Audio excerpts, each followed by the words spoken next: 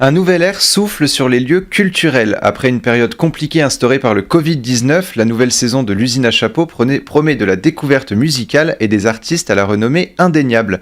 Pour en parler avec nous, je reçois aujourd'hui Mégane, chargée de communication, et Amandine, programmatrice de l'usine à chapeaux de Rambouillet. Bonjour et bienvenue sur Sensation. Bonjour, merci pour l'invitation. Merci beaucoup. Votre salle de concert a connu une période difficile pendant le confinement et a dû rester fermée pendant plus de 3 mois. Comment est-ce que vous avez géré cette période ? Eh bien, sur l'aspect concert, on a travaillé de chez nous, comme beaucoup, télétravail. On a reporté beaucoup de dates. On a minimisé les annulations, c'était vraiment pas le but. On voulait soutenir au maximum tous les acteurs de la musique, quoi.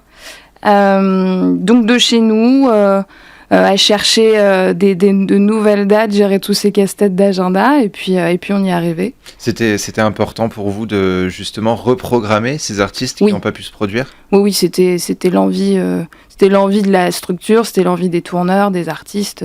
L'idée était de reporter. Et peut-être du public lui-même. Et du public. Les équipes ont dû être placées en chômage partiel pendant un long moment. Au moment de la reprise, est-ce que vous avez retrouvé une équipe dynamique et motivée ? Bien sûr. Oui, on était tellement heureux de se retrouver parce que pendant la période de confinement, on a tous travaillé de notre côté, on était tous heureux de pouvoir continuer.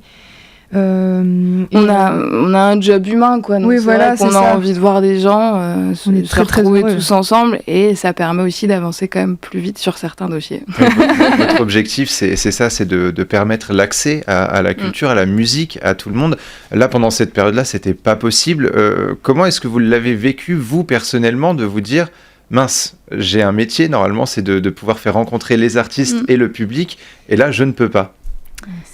C'est dur. Hein. Et oui, c'est dur. En même temps, la crise l'obligeait. Et je pense qu'on ressentait, en tout cas à titre personnel, je voyais qu'avant le confinement, les gens ne se comportaient plus de la même manière avant les concerts, quoi. Il y avait vraiment de la crainte. Ouais. On regardait tout le monde tousser, quoi. Enfin, donc je pense que c'était nécessaire. Donc il y a eu cette phase quand même où il fallait suivre ces mesures, et il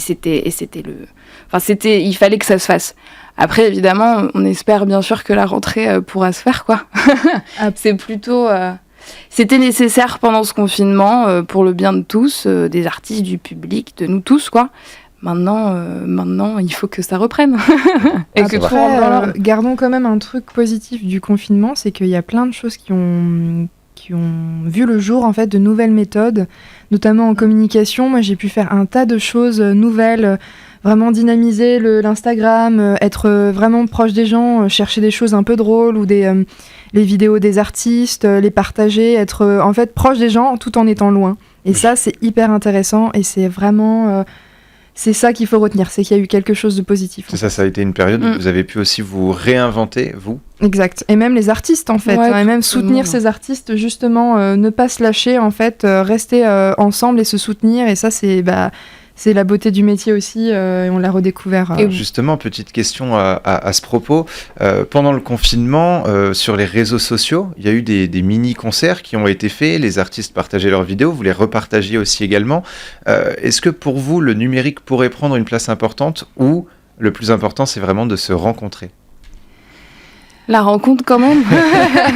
Non, mais c'est très bien quand il n'y a pas de concert. Enfin, là, c'est une très bonne chose que d'avoir lancé tous ces concerts, tous ces lives, Facebook, Insta. Enfin, c'est super bien. Par contre, ça ne vaut pas un vrai concert avec des gens, de la musique qu'on entend en direct, quoi. C'est frustrant. Nos aussi, amis à côté. Il y a une sensation justement qu'on a quand on est en concert, un sentiment qu'on a une sorte d'atmosphère magique un peu qu'on retrouve pas sur Internet, moins du moins. Ça nous touche, mais c'est pas pareil. On peut un peu moins faire la fête, c'est sûr. Économiquement, on imagine que ça a été difficile pendant cette période. Les concerts ont tous dû être annulés ou reportés, parce que c'était votre souhait. Est-ce que vous avez tenté d'en reprogrammer le plus possible ? Est-ce qu'ils ont tous été reprogrammés ? Alors, pas tous, tout simplement parce que il y avait un plateau métal en juin, les groupes se reformaient, les 3/4 étaient à l'étranger, donc répéter était impossible. Donc sous la volonté des artistes, ça ne s'est pas fait. Et pour une date Jamesty que j'aime beaucoup et que j'espère revoir à l'usine à Chapeau d'ailleurs. Ouais, super groupe. On n'a pas pu les reprogrammer parce qu'en fait, quand ça s'est enclenché, nous, on avance sur des options et des confirmations de dates bien en amont. Donc, avant de reporter toutes ces dates, certaines choses étaient déjà calées. Donc, Xana Romeo, par exemple, dont on parlera plus tard. Mais certaines, pour des soucis d'agenda, en fait, de ces reports et de ces confirmations déjà faites, n'ont pas pu se replacer. Mais voilà, votre souhait, c'était quand même de reprogrammer le maximum, plus possible. Et justement, vous aviez préparé déjà la nouvelle saison qui ne se prépare pas du jour au lendemain. Comment est-ce que ça s'est passé au niveau de l'organisation pour à la fois avoir la nouvelle saison et reprogrammer des artistes que vous n'avez pas pu recevoir? Eh ben, il faut tout bouger. C'est super sympa. Non, ça a été beaucoup ça, en fait. Hein. Bon, comme c'est tout le temps le cas, de manière générale, faut dire. Mais là, d'autant plus, quoi, parce que les reports se sont ajoutés. Et vraiment, l'idée était de reprogrammer, de reporter toutes les dates au maximum. Mais c'était aussi de proposer de nouvelles choses à la rentrée. De ne pas avoir une saison de report, en fait, de septembre à décembre, ce qui aurait été chouette pour les artistes qui n'avaient pas pu jouer. Mais et c'est plus dans les agendas, même au niveau de la sortie des albums. On suit l'actualité des artistes, qui a d'ailleurs été beaucoup chamboulée avec cette crise. Oui. Donc, c'était un peu embêtant. Donc, un peu difficile. On a pu mixer. Les artistes ont été privés de leur public, le public a été privé du concert. Finalement, est-ce que la reprise s'annonce positive? Est-ce que vous voyez émerger en fait une impatience de la part du public de retrouver le concert? Ah ouais, même nous on est impatients et puis par contre on a quand même en tête ces mesures à mettre en place. Il faut que tout le monde soit heureux, ça c'est sûr, mais en sécurité aussi. Et ça, c'est une grande question. Et il faut pas qu'on soit emporté par l'euphorie de l'instant et qu'on reste sérieux aussi au niveau des mesures. Ça évolue chaque jour, en fait. D'une semaine à l'autre, tout peut changer au niveau des règles d'hygiène. Exact. Donc vous vous engagez à vous adapter à chaque fois à ce que dit le gouvernement, à ce que préconise le gouvernement. C'est en cours. Et pour répondre aussi à la question... Et laisser un message positif parce que tout le monde craint le retour des concerts et de cette reprise de vie normale. Ouais. Les gens achètent des tickets en fait. Et ça c'est super. Donc oui, je pense que les gens ont envie de reprendre une vie et d'aller à nouveau. Et on le voyait aussi pendant le confinement du coup où les gens étaient pressés de retrouver la culture. Le 19 septembre, la nouvelle saison débute à l'usine à Chapeau. Salle de spectacle à Rambouillet. Nemir et Danil le 25 septembre. Isaac Delusion le 10 octobre ou encore Ultra Vomit le 25 novembre. Des styles tous différents, mais toujours la même ambition d'offrir un moment inoubliable au public. Bien sûr. Et surtout une grande variété en fait. Et ça, on est hyper heureux de pouvoir proposer tout ça. C'est ça, il y a du rap, il y a du métal, il y a du reggae, il y a des choses plus classiques, connues, moins connues. La diversité, c'est votre ambition, c'est votre valeur principale? Ah oui.